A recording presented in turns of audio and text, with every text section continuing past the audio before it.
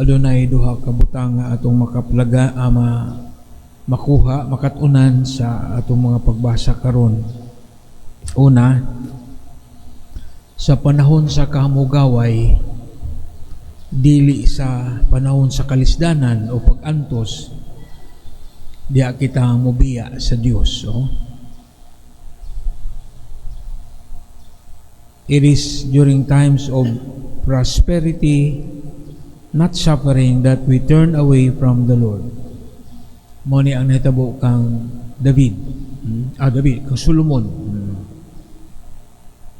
Sadyang mahamugaway na ang iyang kinabuhi sa mabiya sa Ginoo. Ang lain pang pagtulunan ato makuha diya sa Ebanghelyo. Kung kita magmakanunayon diya sa atong pagtuo, persevering in our faith, taliwala sa mga pagsulay, mga kasakit, in the midst of suffering, sama sa babae sa atong Ebanghelyo karon,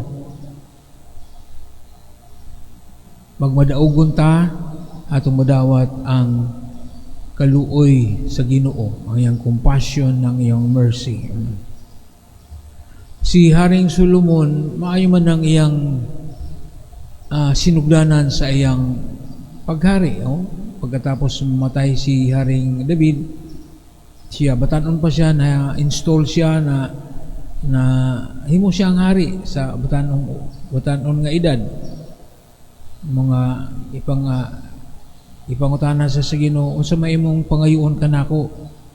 Ningon si Solomon, gusto ko kaalam, wisdom, kay batanon pa ko, di ko kabalon saon pagdala ning imong katawhan nga dako na kaayo.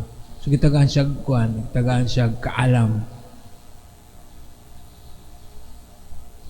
Apan sa diyang natigulang na siya, hamugaway ng iyang kahimtang, sa kwarta, maayo na ang iyang relasyon sa wala na siya kaaway dito na nabago ang iyang kinabuhi. Nga naman, o ay gigamit niya ang iyang kaalam ng asawa siya, daghang mga asawa. Matupad sa Biblia, aduna siya ay 700 wives. Sa una ka na 700 ka mga asawa. O sa kaasawa, maglisod na mga siguro ng bana pag-atiman, kana pang 700.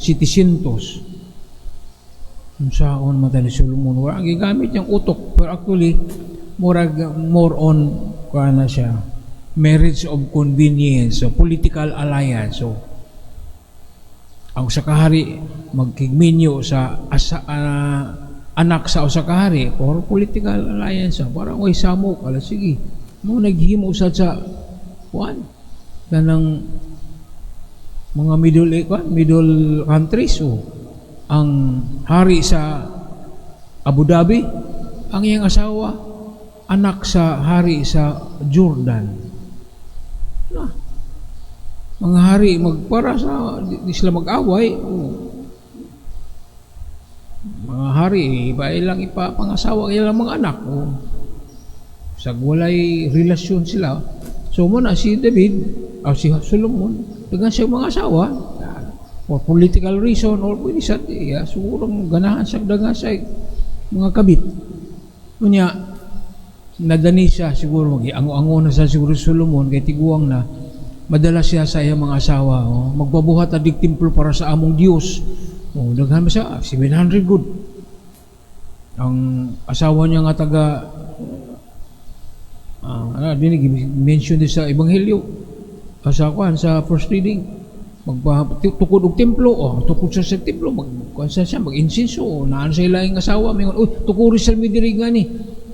So daghan siya mga Diyos nga gisimba, ang Diyos sa iyang mga asawa, sa iyang mga kabit. Nakalimtan na niya ang Ginoo. Wala na siya magmakanunayon diya sa pagsimba kang Yahweh. Isilutan siya. So, prosperity make us turn away from God.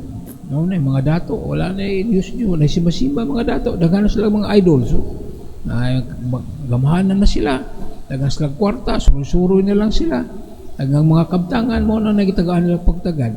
Idol. So, ang mga Diyos karon mga modern naman, dili na ng mga revolto, yun ang tamutuan na mga modern idols ng taga natong dakong pagtagad kay sa Ginoo. Muna na itabo kang Solomon. Sayang kahamugaway, relax na siya. Muna, kalimutas Ginoo. Di na ta magmakanunayon sa atong pagsimba sa Dios. Sa laing bahin ang katong babae nga taga Punisya. Dahil sa iyang kalisod, mag-antos siya, yung anak may sakit, midangop siya sa Ginoo. Sa iyang kalisdanan, midangop siya sa Ginoo. Isama kang Solomon nga nakalimot sa Ginoo tungod sa iyang kamugaway, sa iyang prosperity. Midangop siya, nagmakanunayan siya, persevering siya sa iyang pagtuo, bisan kung siya gisulay ni Jesus. Giingnan siya nga, di man maayong ang pag-aw ni hatag sa mga iro. Mura pagtanaw niya sa mga, actually mo man pagtanaw sa mga Hudyo, sa mga dili-Hudyo, mga iro, mga hintil, mga pagano, mga iro ramo mo labot, di man mo kabahin sa piniling katawan sa Ginoo. Insulto ka ito sa babae, pero siya magpadala sa murag insulto. Actually, pagsulay lang ito, gisulayan ni Jesus ang babae, unsa kalig-on siya sa iyang pagtuo. O ang babae, nakapasar sa pagsulay ni Jesus. Nakita ni Jesus ang iyang dako nga pagtuo kaniya, ang pagkamapausanon, humility. Idawat sa babae kami mga iro raman mi. Di man may mga Hudyo, di man may kabahin sa membro sa inyong inyong piniling katawhan sa Diyos. Pero bisan gani ang mga iro makakaon man sa mga mumho nga mahulugikan sa lamesa. Nindot kayo yung tubago, very humble. Natugod ana naluoy ang Ginoo, giayo niya ang iyang anak nga giyawaan. So sahay makaingon ta nga wala man gitubag ang akong mga pag-ampo. Manong hangtod karon wa makoy nadawat nga response sa akong mga pangamuyo sa Ginoo. Maghulat lang ta kayo sahay kana mga pagsulay adunay nag-ingon nga adversity builds character. Adversity trials build strength of character. Di na ito masulayan ng atong pagkatao kung makaagit ang pagsulay, kung makalahutay ta, pero kung mubiya ta, lahi yun nga, adunay mga sangputanan na dire consequence. Pero kung kita magmalahutayon, magmapaubusanon dahil sa atong pagpuyo sa atong Kristohanong pagtuo, atong masinati ang kaayo sa Ginoo. Mu persevere ta. Kitang tanan mo agi maanang mga pagsulay. Sahay mga pagampo dugay kay tubagon sa Ginoo, pero tubagon na niya.